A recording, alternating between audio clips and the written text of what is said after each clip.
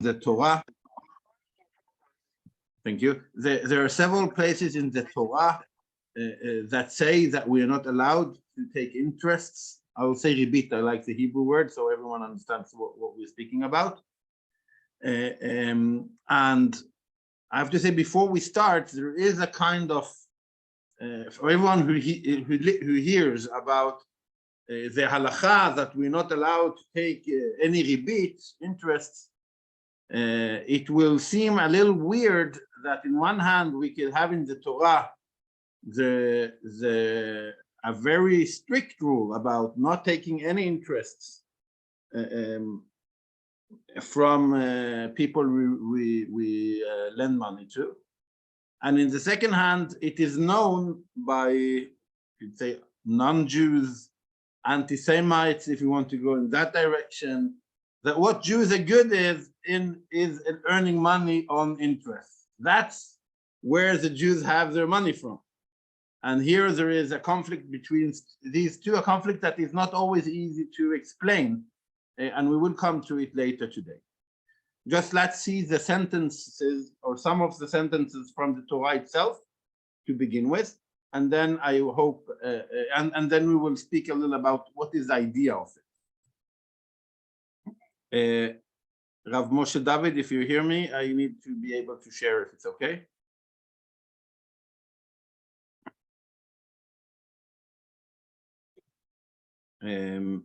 I can share.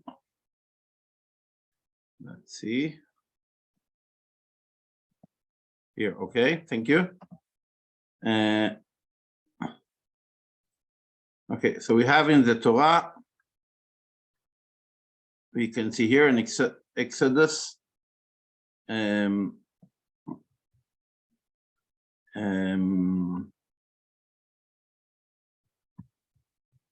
anyone wants to help me just to read from 24? Actually, only 24. Sentence 24 here in Exodus. Kato, you're always saving me, thank you. If you lend money to my people, to the poor among you, do not act toward them as creditor, exact no interest from them. Yeah, so we have two things here. If you lend money to my people, then don't act as creditor, meaning don't run after the people who owe you money to get it back. They have to give it back when it's possible for them. Don't give them bad feelings and so on. And of course, no interest from them. Exact no interest from them. Meaning that if you lend money, then you don't take interest. And I want to add that the Gemara explained that this word im in Hebrew, if in English, is one of three places in the Torah where it says if, but it's not meant as if, it's meant more as when. It explains more that it goes on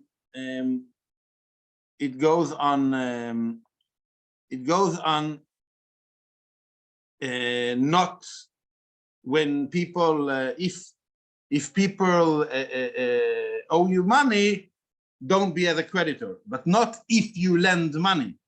And based on that, we learn that it's a mitzvah, not when we lend money to non-Jew, to another person, then we do a mitzvah, we need to. If there is a needy person that needs money, not lending him is not doing what we are obligated to do, okay? So this is a very special way of reading the sentence, but it is important to say that generally, lending money is a very important rule in the Torah, and lending money is sometimes seen as more important than tzedakah. And in the difference, we want to speak about interest, and because of that, I won't go into the rules around lending directly, but that when someone needs money and they get it as a tzedakah, we build a world of feeling that I am the rich and I help the people to survive the day, to have food on the table for the children. It's of course important very important to give money from the money that is in our property to others who maybe need it more or surely need it more than us. That is tzedakah. When we lend the money, we build it it comes in another frame. It's not a frame of I need the money now, but I will give you back later. And in that way, we also help them to not be dependent on getting gifts. And by that, understanding that lending money is a very important halakha generally, and there are rules around how much we have to give to whom, in which order, and so on. But we see very clearly, and we'll see it also later in the Torah, that we want to create a society where people don't only hold the money for themselves, but the money that is in our property is also given out to people that need it, not the people we will gain most money from, because we're not allowed to take interest, but to give it to other persons for them to use when they're needed and giving it back when it's possible for them. This is, of course, going against some principle of economy, where the thinking is when you have money, the money has to work. If the money doesn't work, you lose money. Saying if I take 1,000 crowns and put it in a place in my home, thinking I want to keep these 1,000 crowns for my children. My children will come and take the 1,000 crowns. They will be worth probably, almost surely, much less in many years. So how do I collect money to my children? I have to put it in a place where the money is working and making more money all the time. So when I'm lending money to someone that is needed without asking to get anything back more than the amount of money I gave him, then I am actually losing money. Like when we're thinking in an economical way. But the Torah tells us that that is needed. And that's how it should be. And the society shouldn't be maybe a society that tries to make money on the need of others or make money. The money is here, tomorrow it's there, tomorrow it's there. We get money from Hashem.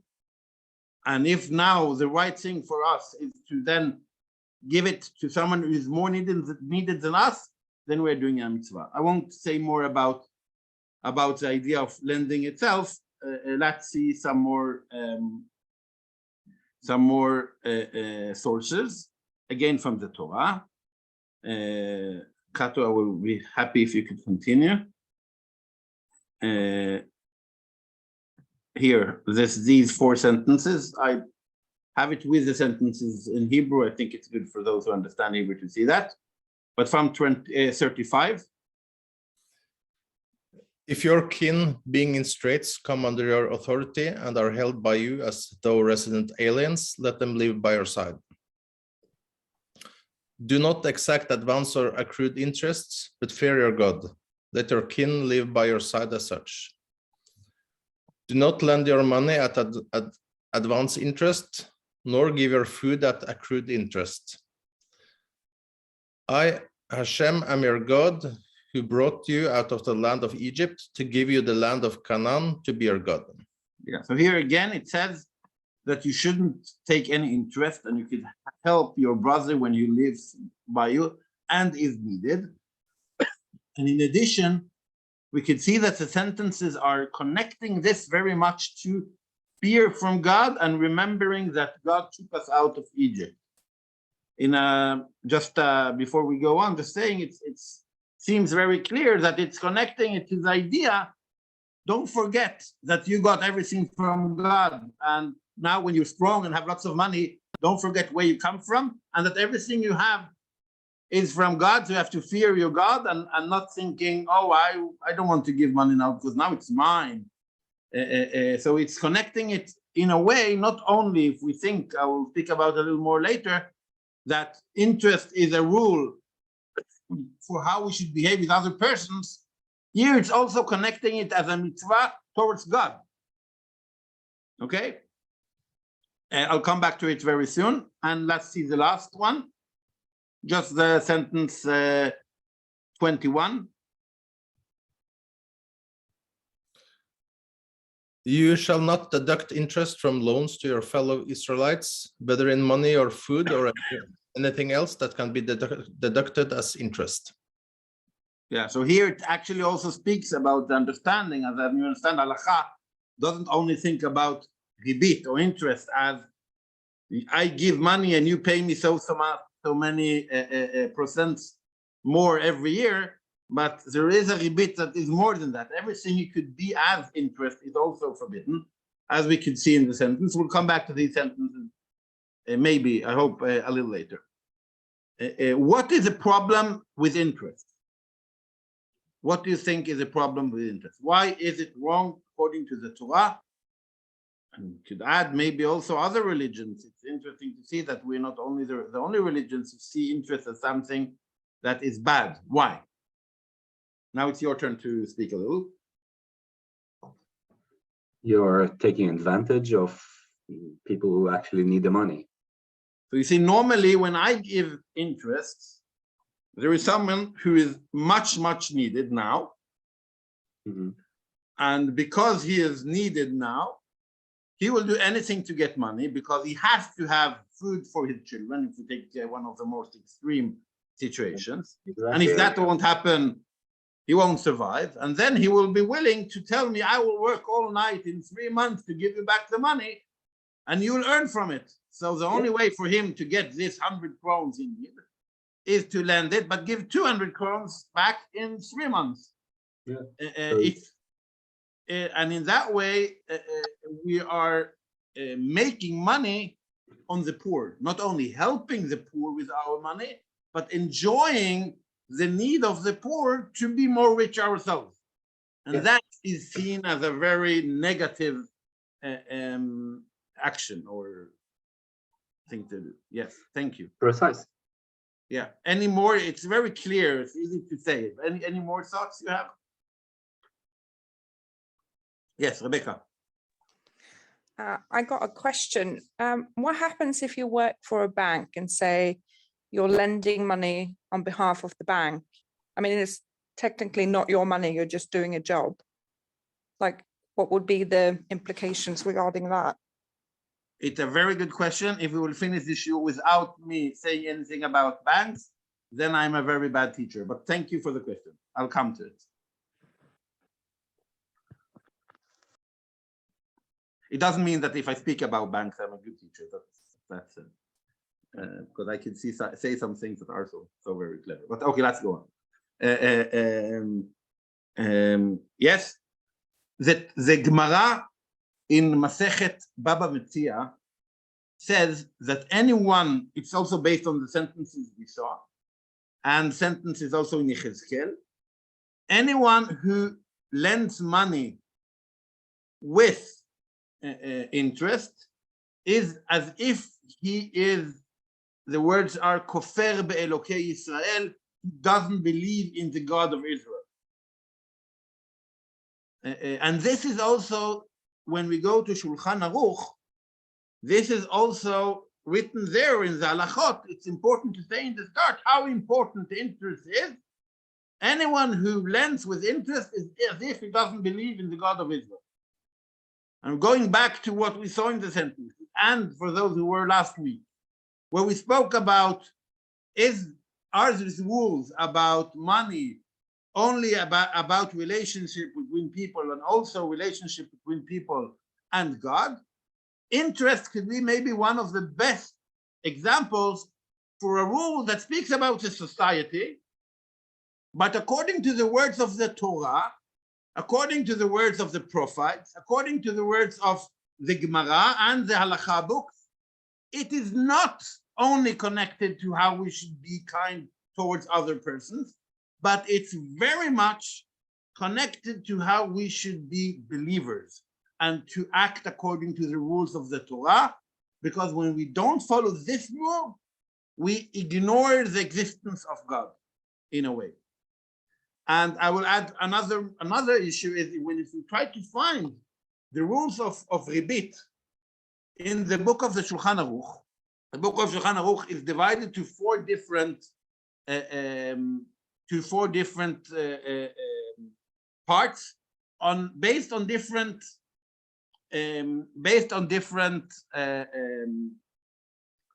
topics.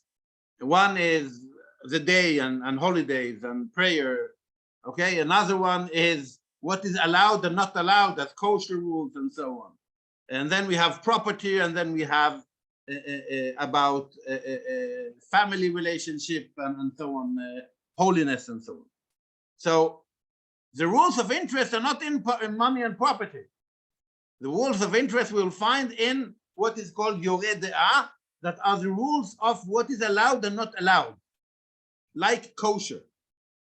And it's interesting that it's placed there and not, and of course, like praying to idol worship. That will be there.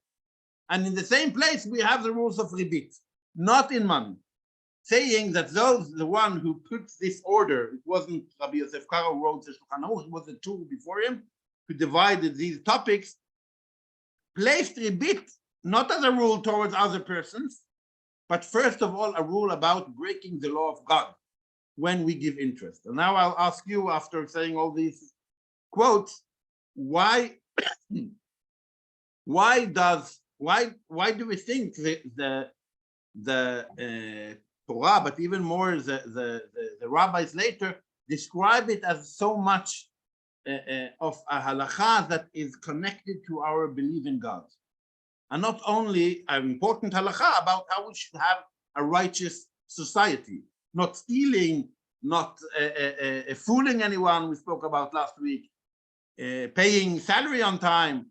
When it comes to interest, we say it's not, of course, you're also enjoying the weakness or the need of others, but when you do it, you break the belief in God. Why? Why do you think it's so hard? Okay, now I described the question a lot, and it may be harder to answer, but if anyone wants to try. What is so special if we combine, let's say, stealing from giving interest? What is more goes against the belief in God? Stealing, where I take property that is someone else's and take it to my own property, or giving interest, where I have an agreement with another person.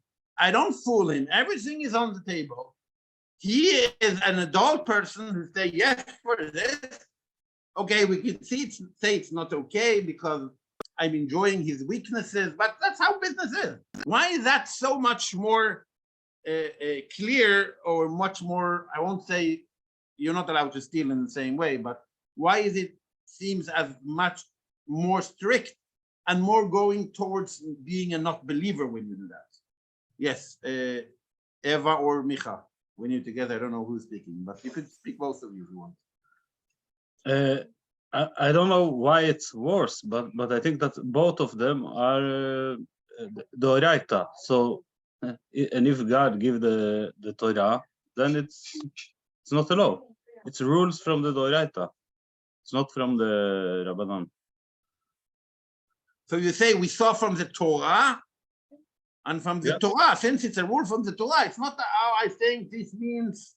We learn it. It's so clear in the Torah that this is not allowed, and when we break that, we in a way don't only enjoy in a society way the need of others, but there is another layer that is Hashem told you not to do that.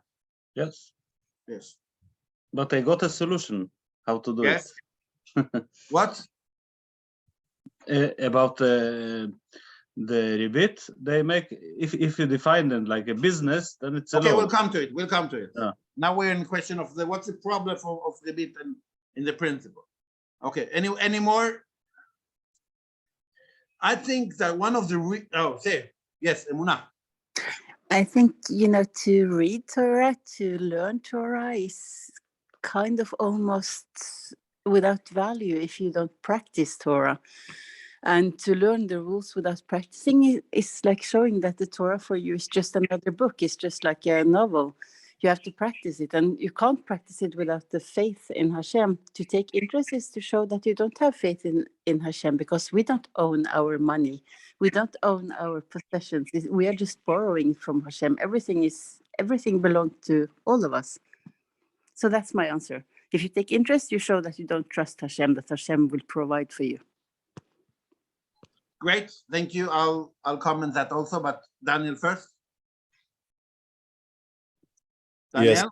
Yes, I'm thinking about your question that it's in a way worse than stealing because it becomes like you're doing whitewashed or mitzvah washed stealing, and maybe that's why it's stricter against it, because you're in that case it's actually a steal, but it looks like a mitzvah, and that's why it's strictly forbidden or stronger against. So what you say, in a way, if I understand you correctly, I think I understood it, is that it seems more okay. And because of that, it's more problematic. Like trying to, it's a more of a test for us as human beings. I know I shouldn't go into the shop of my friend and steal something. That is so clear, something that is against rules of society, taking a property that is not mine. But the interest is in a way, in a feeling of us, it's like in the gray zone. It's on the gray zone because it's an agreement. Everyone is okay with it. He asked me to give him the money and he said he will give me more.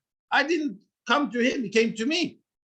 And because of that, it's more of a test of how do we actually look on our money. If I'm feel that I'm strong and rich, I give money to the poor. It could be also, of course, it's an important thing to do, but it could be a way of showing how good I am, giving myself a good feeling of, look how much tzedakah I'm giving to other persons. If I lend money to people, I feel like, okay, my money is there, I'll give it back. And when I choose not to take interest for that, then when I choose not to take interest for that, I show that I actually believe in Hashem. I'm not trying in the small details to cheat. And the difference is so small and it's not as feeling. I think that is one of the reasons why, exactly as Emunah said, if I really see that my money is not my money, I'm here as a guest in this world, the money, the property Hashem has given me now, I have to thank for it, but also have to use it in a believing way, and not only, okay, there have to be rules, but I have to become rich. That's not the goal in life. It's okay to become rich. No one says it's bad. You shouldn't give all your money for tzedakah because then you will be poor yourself. You have to take care of your children, and if you want to think also about your grandchildren, is also good. But you shouldn't be a part of the world where only money is the goal. And when you take interest, you show that that is your goal. And then you try to say, but I don't steal, and I give money to the poor, but I, in the same time, enjoy their poorness to become more rich. And in that way, I could feel that I'm okay, but in principle, I actually show that I'm not a believer in that my property is a gift from Hashem.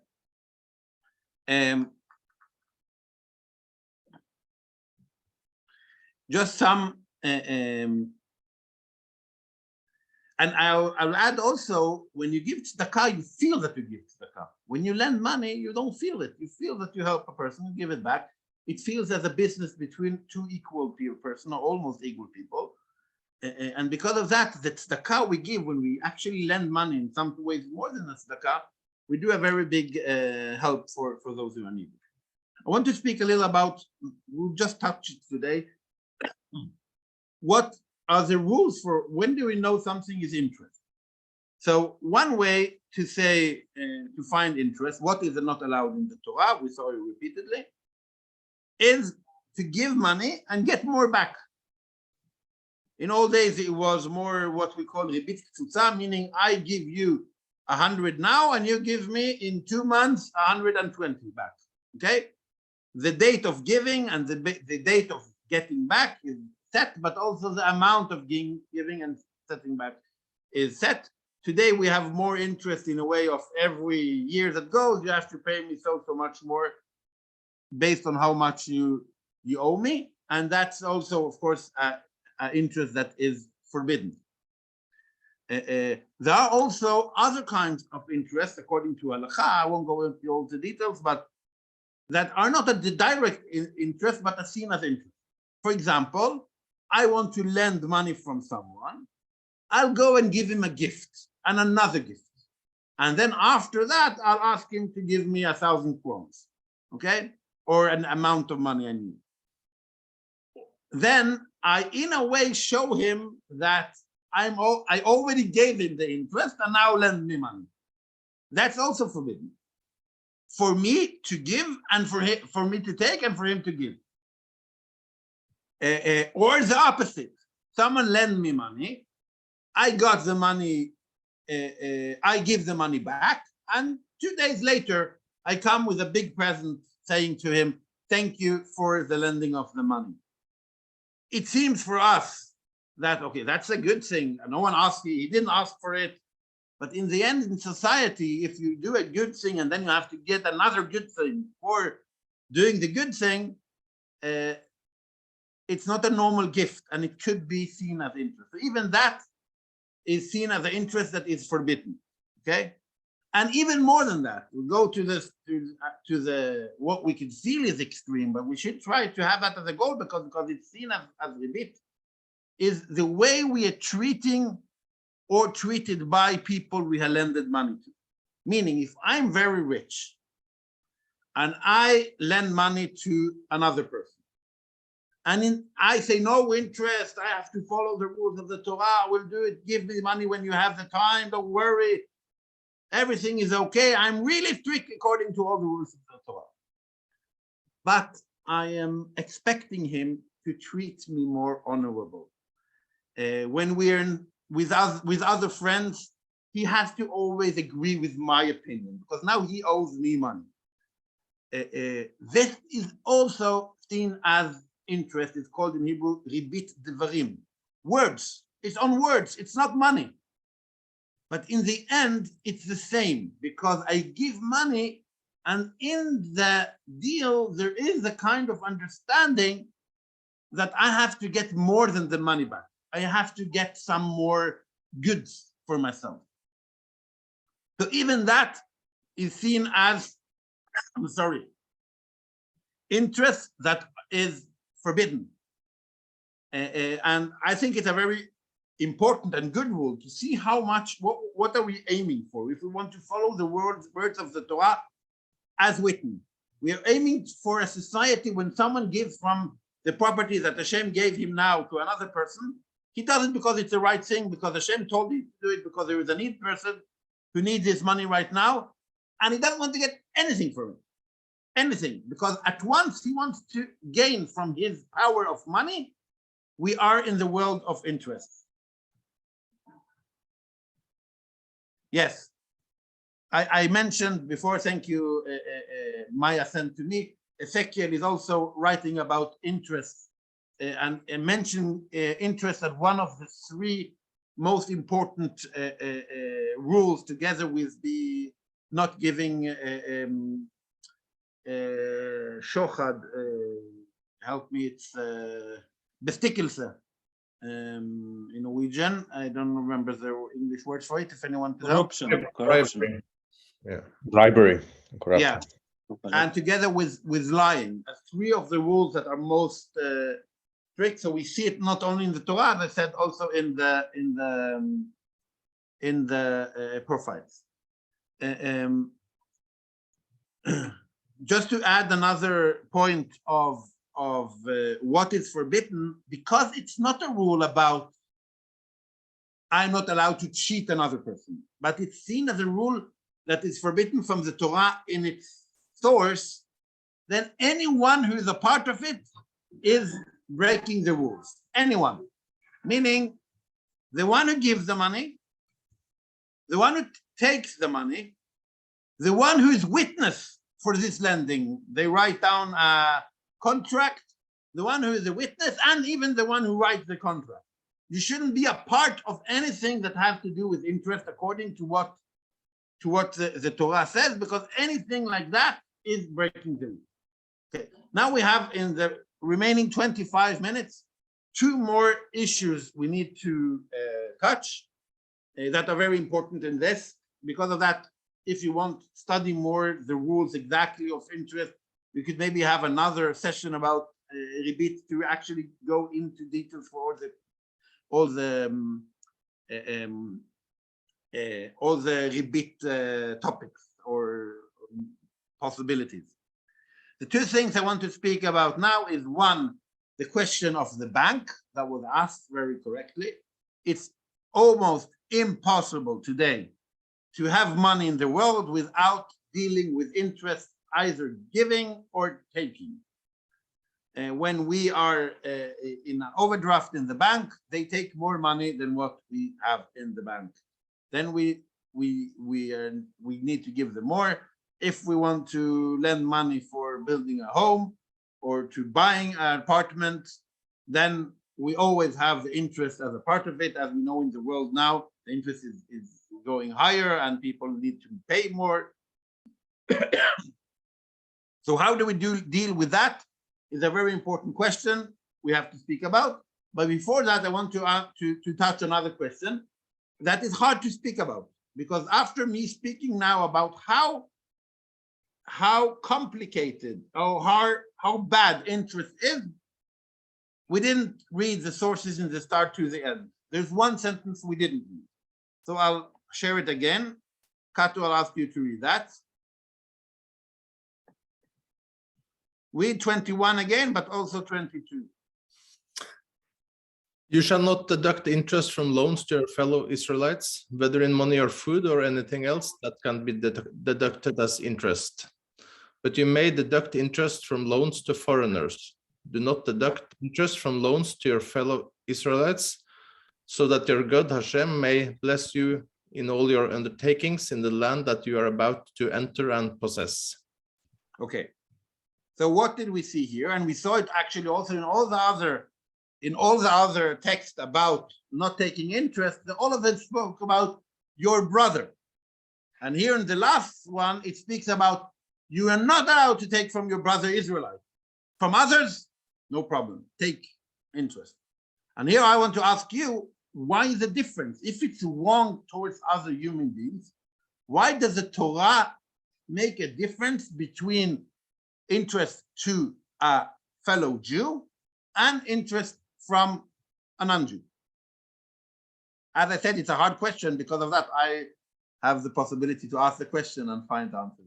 No, I'll try to, of course, address it after. But if you could try to think about an explanation why the Torah, you're not allowed to steal from a Jew and you're not allowed to steal from a non-Jew. You're not allowed to fool a Jew, you're not allowed to fool a non-Jew. You're not allowed to kill a Jew, you're not allowed to kill a non-Jew. You're not allowed to take interest from a Jew, but you're allowed to take interest from a non-Jew. Why? Where's the difference? Okay, I'll give you some seconds to think about this.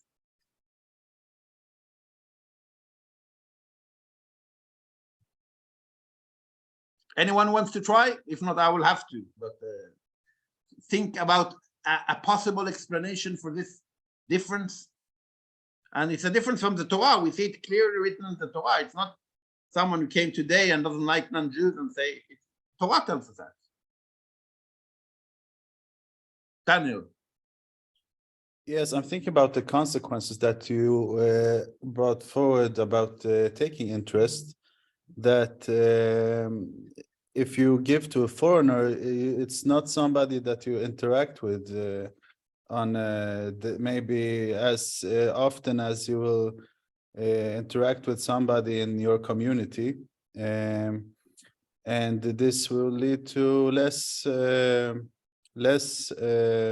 consequences, bad consequences. And also, if it's a foreigner, the foreigner is not as how to say, he does not have to take precisely a loan from you. It could take from another community too, but chooses to take one from you, and it is given that you will take interest in that case, and if he wants it, he will make a knowledgeable decision. I think to say two very important and interesting things. One, you say it's a difference between those who live with you and those who live in another place. Meaning, this of course does not include the stranger or the ger that lives with you. There has to be the same rule for everyone. So you have your society and you have other societies. Today in the world, the whole world is becoming one big society. It has its good sides and bad sides. But in the old days, you live in your society. And of course, you're not allowed to go and kill a person from another place or to steal from another person. But the way of seeing a society and different societies is that it's of course okay to have different rules for your society and the relationship between your society and others. Norway doesn't treat the same way Norwegian citizens and foreign citizens. It doesn't. You have more rights if you're Norwegian. You shouldn't be mean towards others, but we don't say the money is everyone. Norway has the biggest fund in the world, and it's only owned by Norwegians. We don't say now God gave us lots of gas in the sea, and since God created everyone, let's share our money with all the world. No, we take the money and it secures our Norwegian future. Sorry for non-Norwegians here. I didn't want to say it so. And everyone says that's reasonable because Norwegian society has in the end the right to protect their own society. And in that way, taking interest from someone who lives with you and is needed is different between another society or a person from another society that comes to you and want to have money. And you say, okay, but I'll earn money on it because I have to make our society better, myself, my family, and so on. And maybe that is seen as more correct. And by that, I also touch, Daniel, the second point you spoke about, that there is a difference between someone who is far away and he can come to you, he can go to others, and someone that is needed next door and doesn't have money for his children, and you are his neighbor. You have to lend in money without interest. There is a difference here.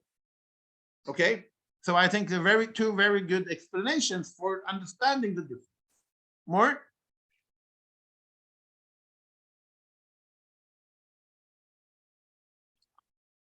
Did you ask a question?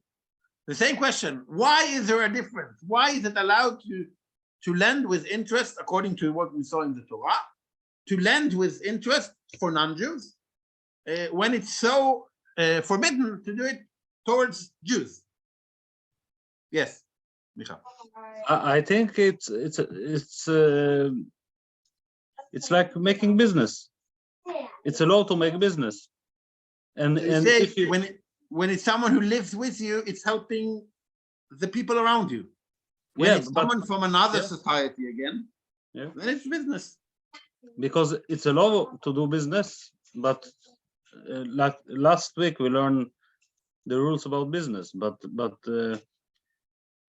you in your society you also have to make money, so you maybe can help other people from your society. So if you make it from people outside, it's okay. It's kind of business. Yes. I think so. And it's an agreement. It's not stealing. Totally. I just, yeah, okay. So I will try to say, if I go to, I won't say all the sources or some of the sources now. But it's interesting, if you go to the Midrash, to Sifri, on this last text, we have two quotes that say the opposite, okay? One quote that is also later quoted by Maimonides is, they see this sentence as a mitzvah to take interest from non-Jews. Okay?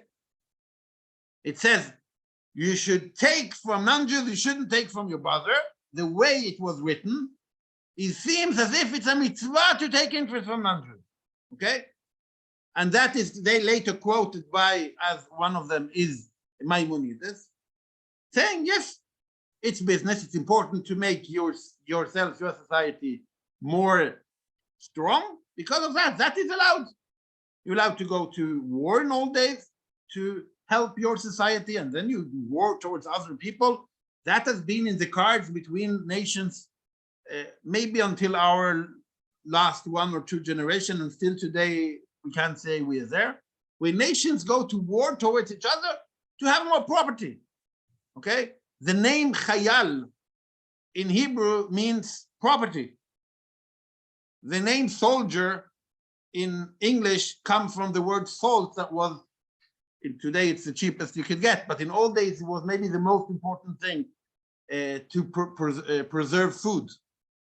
It was you won't go to war to make your society stronger. It's called Milchemet Reshut. Baruch Hashem, we have less of that in the world today. Today it's more business war between societies, in the way Micha said. But you're allowed to do it, and it's a mitzvah, according to one quote from the Midrash. Another quote from the Midrash, another quote from Rav Huna. There he quotes that it says you shouldn't. It's quotes from the Mishlei, saying how bad it is to be a person who enjoyed money from interest. And Rav Huna says even from non-Jews, any interest is bad, says Rav Huna. And according to what it says, it's not allowed to take interest from non-Jews. And here we have to ask the question to both sides. Okay, if you say it's allowed, it's a mitzvah, why is it mitzvah? And why do we see other quotes who say that it's problematic? And if you say it's not allowed to take interest from non-Jews, how do you see the sentence in the Torah that says you should take from non-Jews, you shouldn't take from your brother, from Israelites, or not from others? I think it's to try to answer. I want just some. I'll try to give guidelines for this or ideas for this. You can see that the Jewish people have struggled with this question throughout the history, and maybe some of the answers are not only according to the way I could understand the text, but also the reality around me when I write what I want to write. There were times in history where Jews didn't need that. And Jews tried to be a part of the world society. And according to that, we have quotes saying that not taking interest is one of the rules of the 7 rules of the children of Noah that are for all human beings, not only for Jews. And they see it as a part of not stealing, not taking interest. And in that level, if we say that taking interest is like stealing, then also taking interest from non-Jews is of course problematic. And then they try to say this sense, and there are different answers saying it's a mitzvah to not take from the Jew more than not take from the non-Jew. But it doesn't mean that it's okay in a general level to take from non-Jews. And according to that, there were times where Jews tried not to take interest from non-Jews. Then there were other times in history, unfortunately many times, where Jews were not allowed by the non-Jews to own land, to have business with salt, which we said before. Many things. There were only very few things Jews were allowed to do to live for their business. Taking taxes for the king was one of them, and lending money for interest was the second, because in the same way the Torah tells us you shouldn't take interest from your fellow brothers, other societies said the same. And then they said, who should we lend money from? We'll go to the Jews that are not a part of our society, and we could lend from them. And that, in one hand, was the only possibility for Jews to live. But unfortunately, if I go out of the halakha shiur that we have, it made and of course, it wasn't all Jews who did that. Most Jews worked with other things. But there are almost only interactions between Jews and non-Jews in Eastern Europe, in the shtetls, in a long period. but also other places in history, was when I want to buy something from his shop, when he comes in the name of the king to take taxes from me, or lending money, all around money. And that's one of the reasons why the Jews got this stereotype of being good in business and only wanted to enjoy the weakness of others and so on. It's of course unfair. We see how much also in that time Jews struggled to have ethics in money. Doesn't mean that every Jew follow that, but a society that doesn't see Judaism from the inside only see that, and that didn't make any good with stereotype of Jews. And according to this difference, we can see difference in halakha. Some will say you should never take interest from anyone, even if the Torah says there is a difference, because they see it as stealing, as something bad. And others say it's allowed, and the way to explain it is very much as you said here. And in also a way saying that dealing in an honorable way, that's a rule for everyone. Interest is maybe, in difference from what we said until now, a like extra high level of how we should be with others. And that is only expected towards those who are part of your society. Because in the end, also with others, it is a deal that is fair. All the rules are on the table. And because of that, there is a difference. Okay, I don't know if I just made you more confused than before, but I wanted to touch this difference in approach towards interest for non-Jews, saying that we saw the sentence, it's allowed according to not all, but many of the scholarships, including, as I said, Maimonides, Shulchan Aruch, and so on. How good it is, how clever it is, that's maybe a question of every generation and their frame. And I have to say, our generation, where the whole world becomes one big society, I think we should be even more careful in saying one society should enjoy the need of another society, but more, since we could see the whole world together, we could see the need for small societies in Africa or other places in the world, how societies should help each other when societies are in need and not enjoying the need of each other. And I think the world, step by step, is going in that direction. We have a few minutes. I have to speak about the banks. Okay, so the main, since there is a tractor outside, I hope you hear me. Okay, I can't hear myself.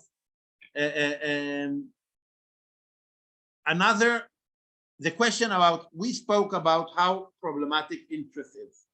And as I said, the whole bank situation is based on interest. How does that work?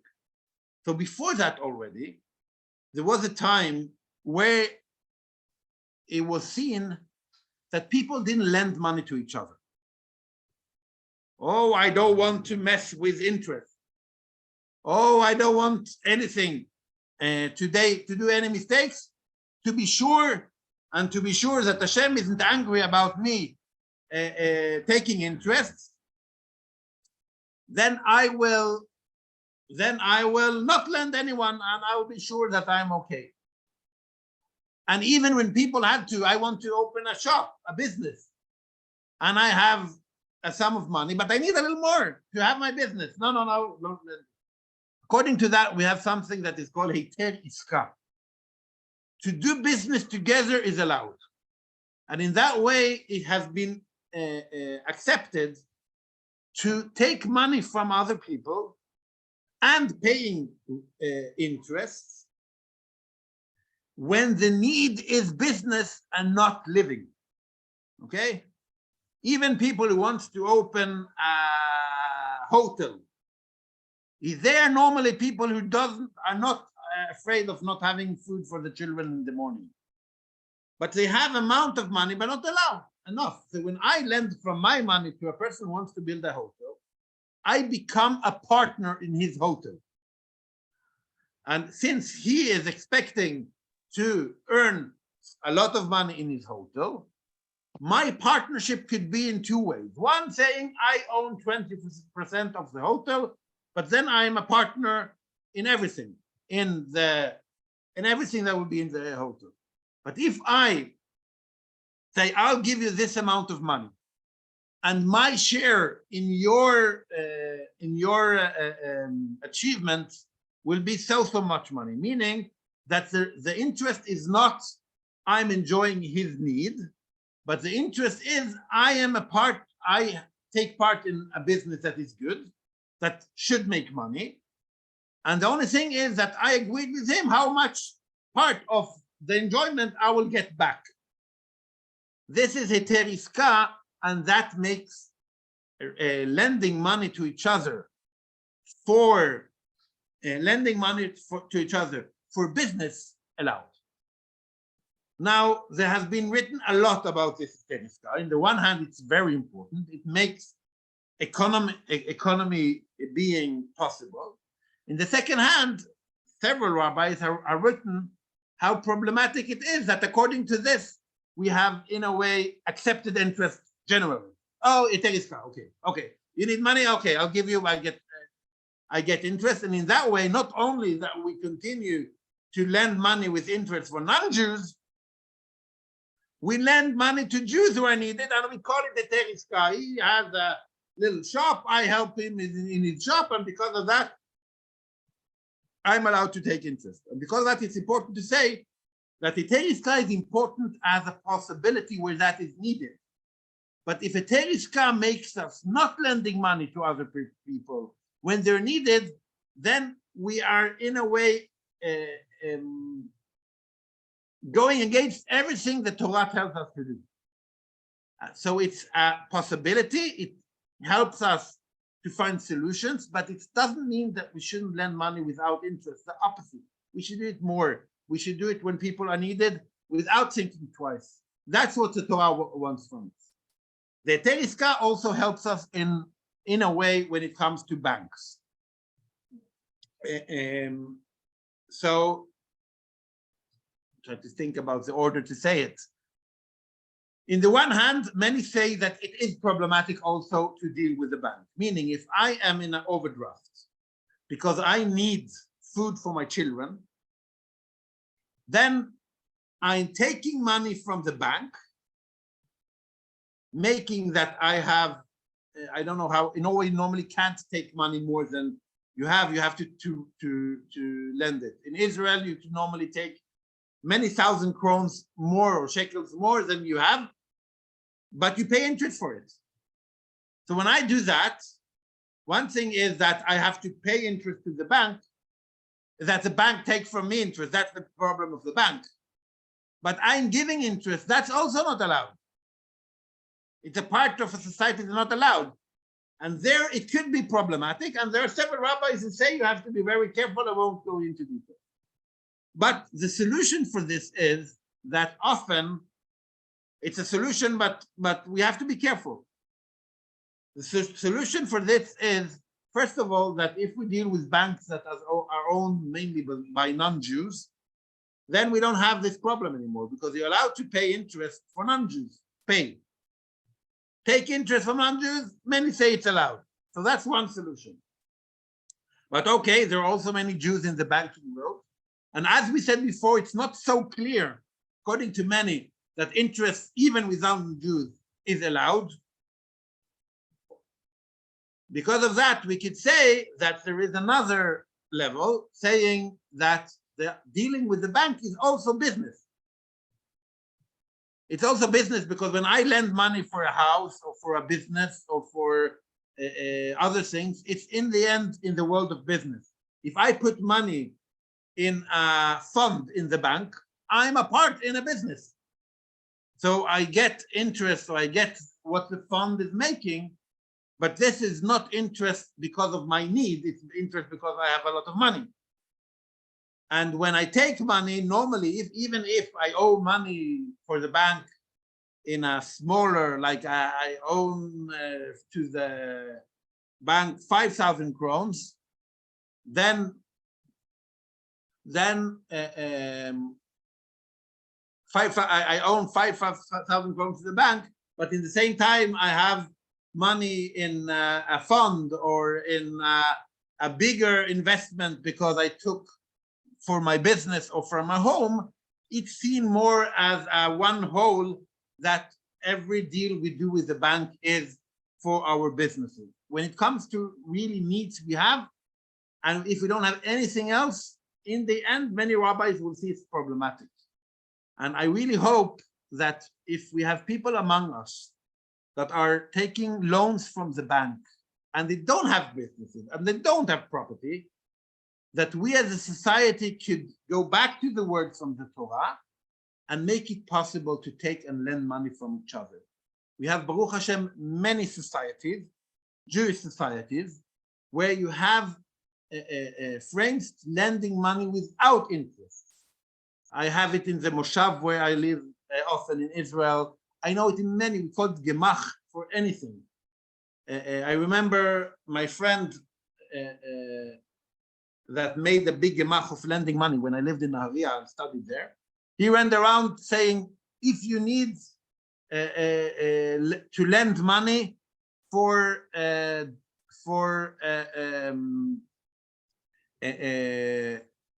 fuel for your private jet, I'll lend you money without interest. And that was like an example of the idea of building a society that could lend money without interest and trying to build frame for that. I have to say that the Muslim society is often much better than our society in exactly this point. So we could look up to them and try to do several things. Because if we have people who work with the bank and enjoying and do it as a business or a way of living when everything is okay, then I think it's inside the frame. But if people around us are taking big loans with big interest, and in that way go deeper and deeper in their needs without us helping them, then we're not building the society that the Torah asks us to build. And that is in a way, I believe, very problematic. Maybe we could see it, I don't know if that's on a thought I have, as a difference between having a little interest to the bank than taking lots of loan on credit cards. Those who knows, credit cards normally give you the money very easily, but you don't know how you will pay back, and there the interests are extremely high. And they enjoy, you use the credit card for the food, you don't use it for business. So maybe credit card interest could begin to be seen as problematic if we have to put them in frames. So if I want to conclude all we said, as I said, there are very many topics here, but as we see, rebate and interest is a very important rule in the Torah, seen often as even more important than tzedakah, even more important in a believing level than other rules regarding to property. And because of that, it's very important for us to be careful in the normal interest, but also in other kinds of interest, as we also have mentioned.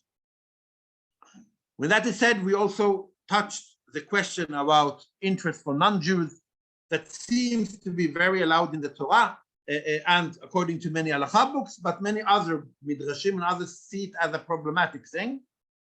And in the end, seeing that in the world of today and also in old days, Chazal has made a difference between lending money for a need and lending money for business, where lending money for business with interest has been accepted as an heter iska, where you in a way already know what you are going to gain from this business, but it's as a partnership in a business.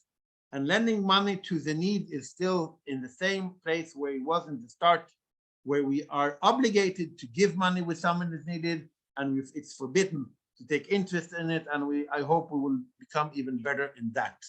Emunah, you had your hand on. You'll get the last word.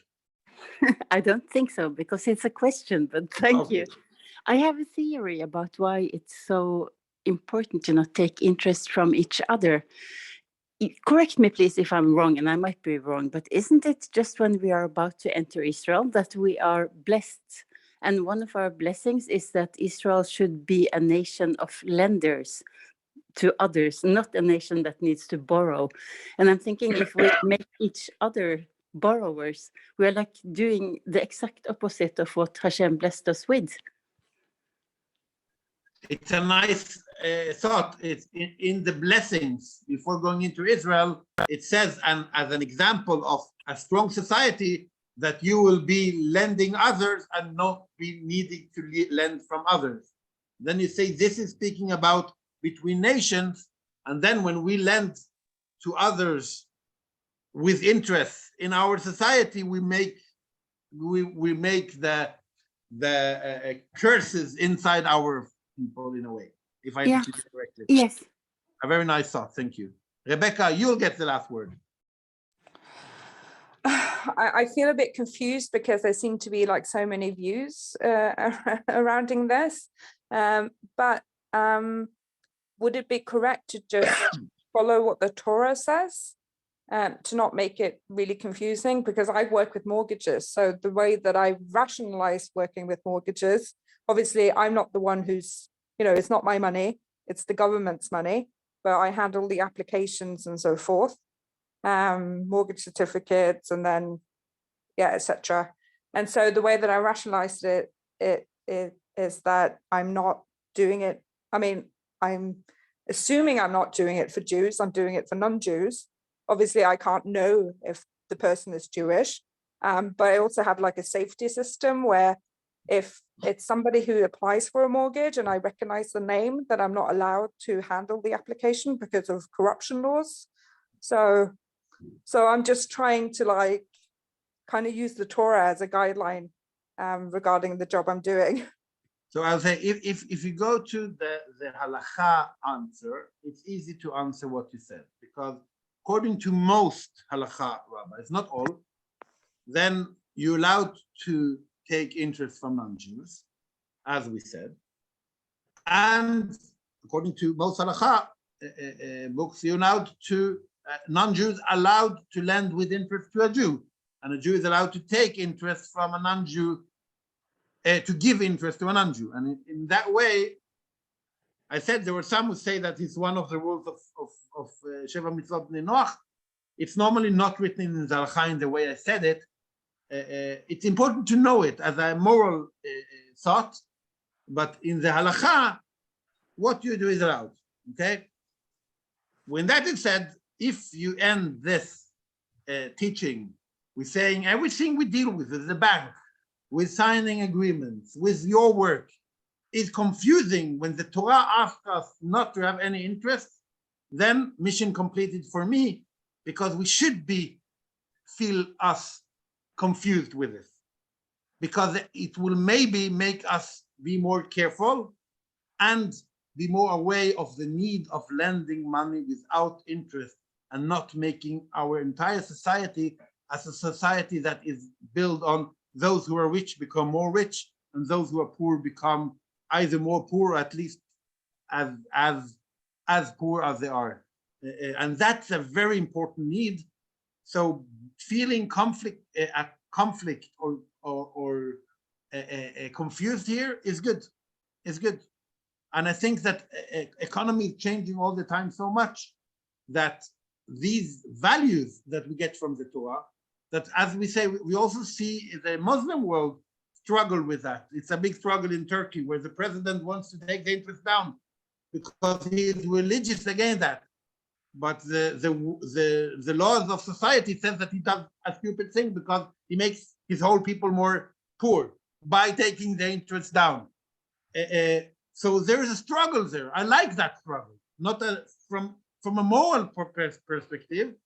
I don't have so many good things to say about the president of Turkey, but in that point, I think it's nice that you see it has values. It tries to lead, and I really want that economy of the world with not only Jews for halakha for us. That's very important, but in addition, as part of the global village, how should the global economy be based not only on money is everything, but society and values are everything?